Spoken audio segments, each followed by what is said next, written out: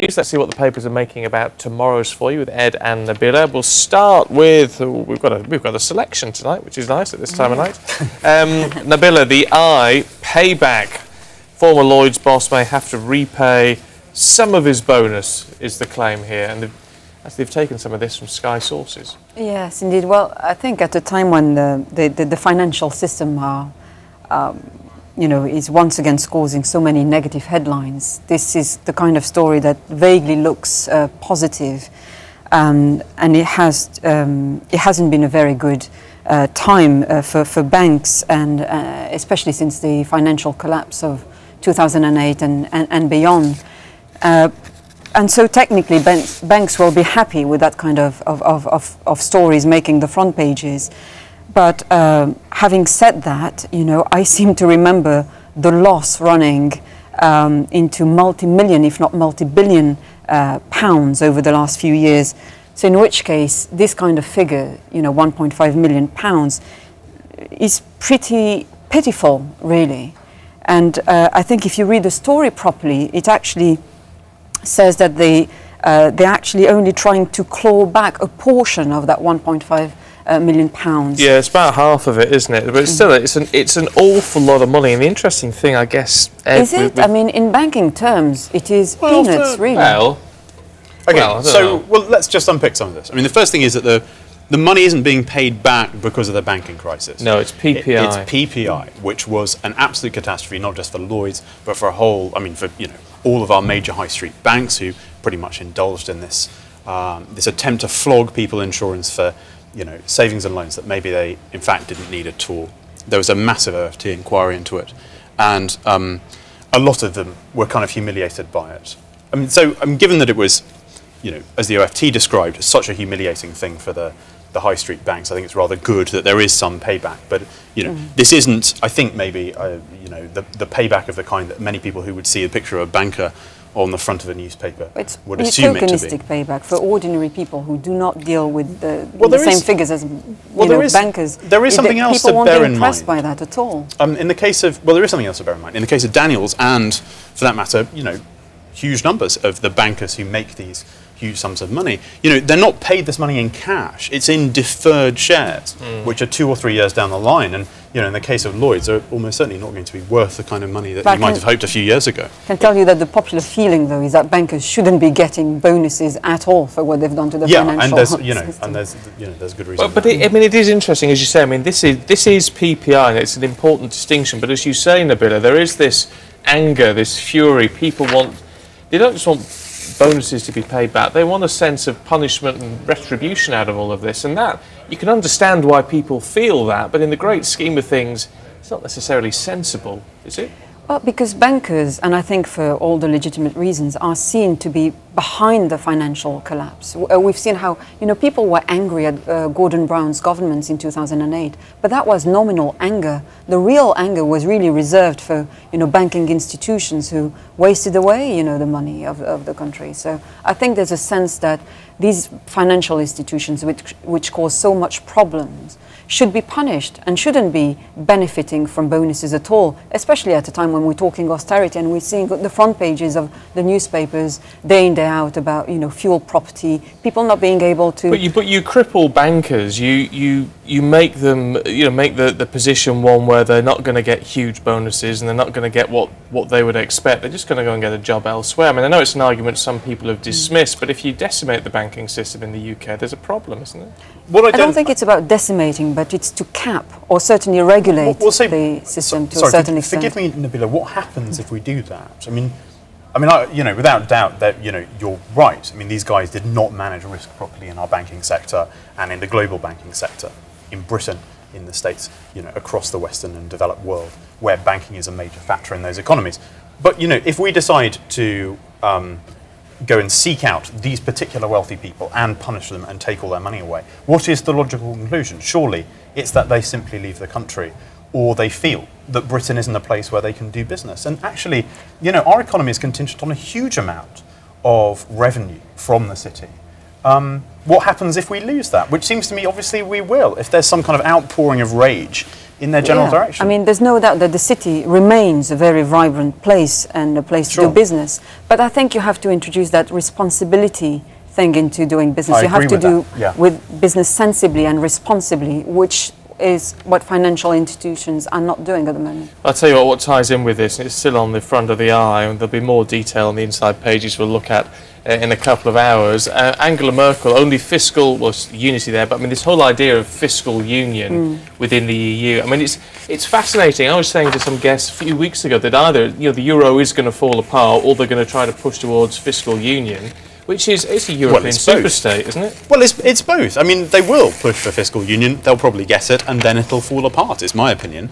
I admire outlook. I admire Merkel in so many ways. She's been the most clear-headed of all of the European leaders on this issue, and rather reluctantly saying, well, we're going to have fiscal integration. And what effectively that means is that Germany, in particular, has a kind of veto over other European national budgets.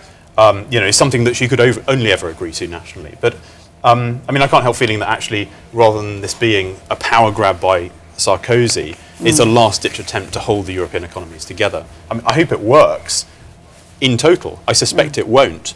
And it's for a very simple reason, which is, we have democracies in Europe. And I suspect, I mean, imagine if it was Britain. Imagine if we were told, well, actually, our governments have to have their budgets approved by France and Germany. I mean, we would say that's ridiculous. Of course, we won't do it. And I'm sure ultimately that'll be the response of other European powers. Nabila? I think the news agenda started off today with this alleged big meeting, big summit between President Sarkozy and David Cameron. And it got shorter and shorter, didn't it? It was like brunch by the end of it. A downgraded lunch. But in fact, all eyes today were really on Angela Merkel and on Berlin, and where she laid out the foundations of her Franco-German plan to save the euro. And as you talk, Nabila, I'll just say The Guardian has literally just dropped, and they've got it as their main source. So I'll pull this up as you carry on, Nabila.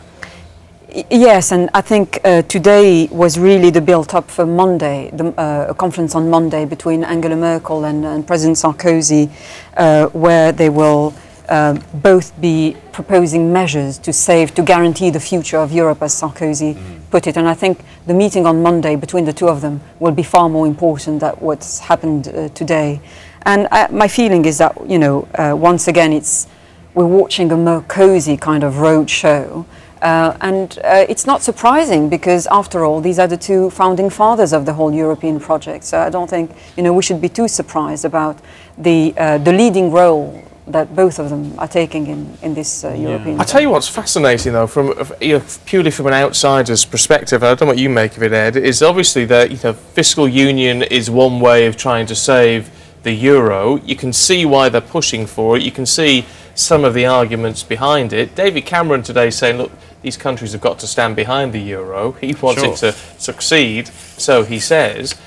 But this, of course, throws up the whole idea of the treaties, renegotiation, whether we get a referendum in this country about it all. I mean, that could absolutely be chaotic, couldn't it? There was this brilliant phrase that was knocking around European high politics about 10 years ago, which was called variable geometry. And what that meant was, Britain could move in its integration towards Europe a little slower than the other European powers. Now, any talk of variable geometry or these subtle euphemisms is out the window. I mean, this is the last-ditch attempt to save the European Union.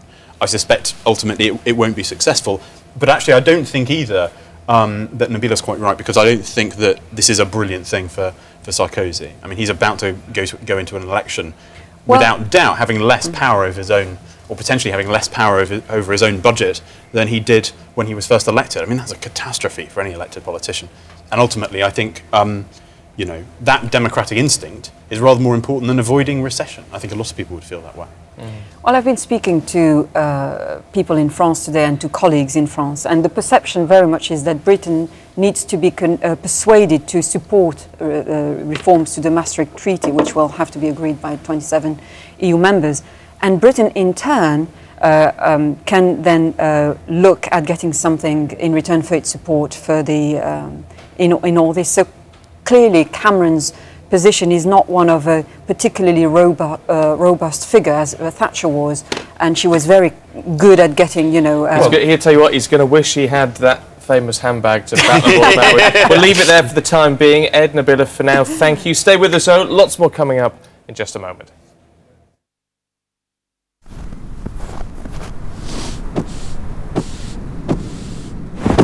The Sky News Snow Report, sponsored by Insure & Go.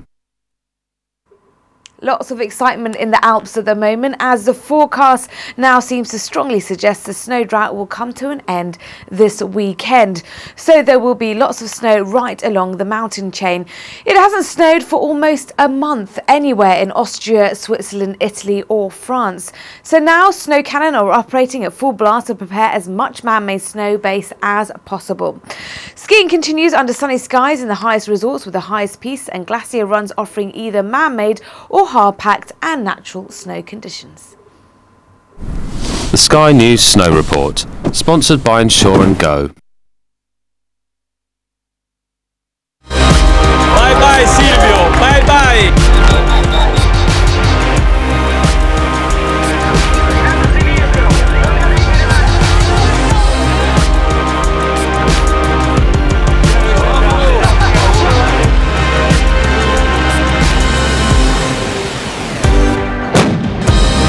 Europe in Crisis, live debate, Wednesday at 8, Sky News HD.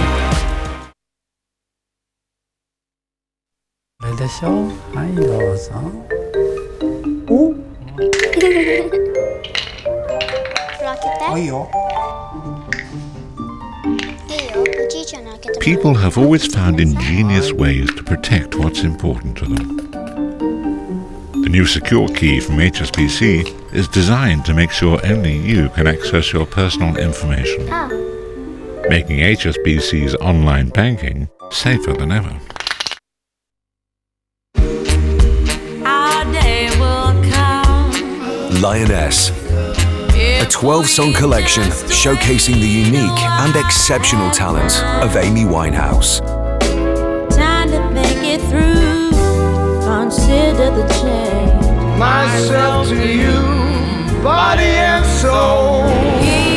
Listen to exclusive song previews and pre-order the album now on iTunes.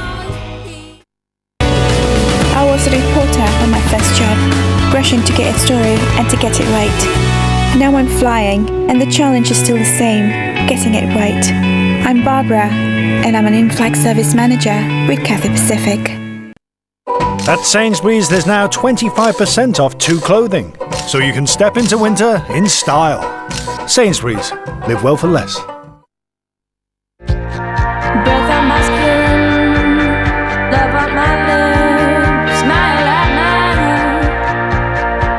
and the waves go by.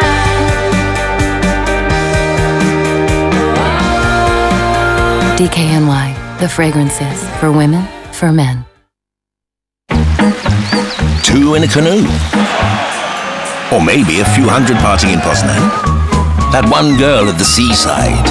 Or those few in the yacht on the bay. This lot of young people in Gdansk. Or maybe this one with the bison will convince you. Or these 2 by the water.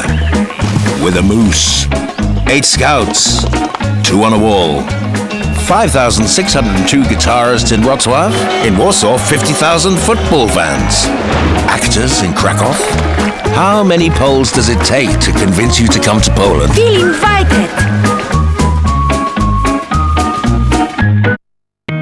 Fly Cathay Pacific 4 times daily to Hong Kong and beyond. This week on All New Glee, competition ain't easy. What is your problem with me anyway? It's New Directions versus Troubled Tones, but only one can win sectionals. That's the plan. Sounds like somebody needs a secret weapon. Let's give a warm welcome to White Chocolate. An old friend returns. That's an image I'm never going to be able to get out of my mind. Give me $1. Brand new Glee, just days after the States. Thursday at 9 on Sky One HD. Through tomorrow morning's newspapers as they reach us here at Sky Centre with Nabila Ramdani and Ed Hauker. Let's go to the Mail, should we? A law for foreign aid. Now, we know, we've been told, haven't we, since the coalition came to power, that they were going to preserve and try to raise the foreign aid budget. But now it seems they want to actually get this enshrined in law, Ed. Yes, I don't understand this. It feels to me a bit like the occult hand of Gordon Brown is back in charge of the country. I mean, you know, this government is in charge. It is able to itself decide what spending commitments it'll make. There is absolutely no reason whatsoever why it should enshrine it in law. A law which in a split second could